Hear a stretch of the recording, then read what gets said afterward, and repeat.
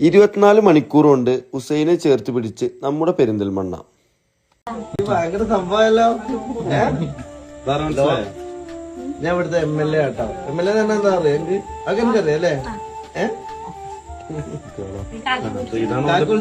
അല്ല എന്റെ ഫോണിലേക്ക് വിളിച്ചിട്ട് ഭയങ്കര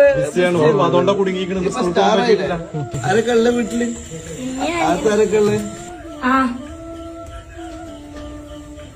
എത്ര വർഷം ഇവിടെ വന്നിട്ടാ മോനെ? 3 വർഷം. അപ്പൊ നീ മലയാളം എപ്പോ പഠിച്ചു തുടങ്ങി? കേരളത്തിൽ നിന്നിട്ട് 2 മാസം കൊണ്ട് മലയാളം പഠിച്ചു. ഓ അല്ലേ? അപ്പൊ 3 വർഷമായിട്ടല്ലോ വന്നിട്ട്? 3 വർഷം. അപ്പോഴേക്ക് ഈ മലയാളം 2 മാസം കൊണ്ട് തന്നെ പഠിച്ചു.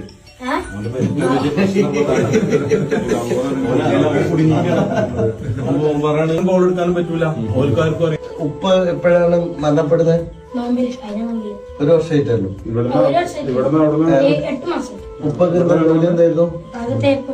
തേപ്പിന് പോകാം. അപ്പൊ എങ്ങനെ അപകടം എങ്ങനെ പറ്റുന്നത്?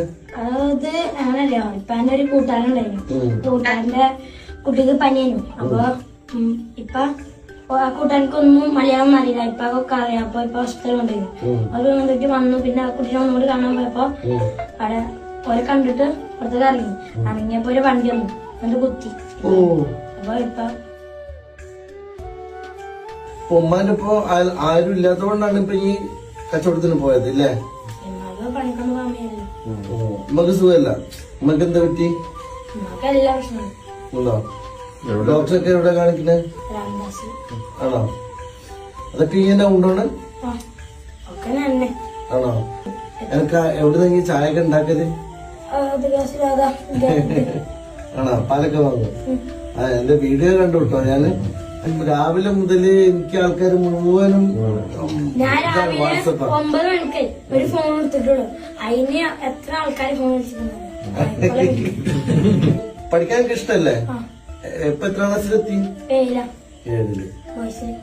അപ്പൊ നല്ല മിടുക്കനാണെങ്കിൽ നല്ല ലീഡർഷിപ്പ് ഉള്ള ആളാണ്, നല്ല ക്വാളിറ്റി ഉള്ള ആളാണ് കേട്ടോ.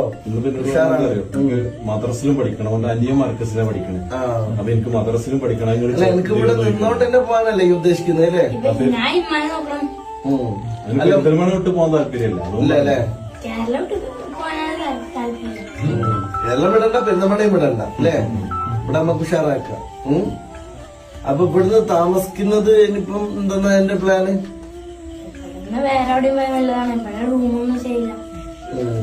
അത് നമുക്കൊന്ന് നോക്കാം. ലക്ഷ്മിയുടെ ഒരു വൃത്തിയുള്ള സ്ഥലത്തേക്ക് മാറാനേ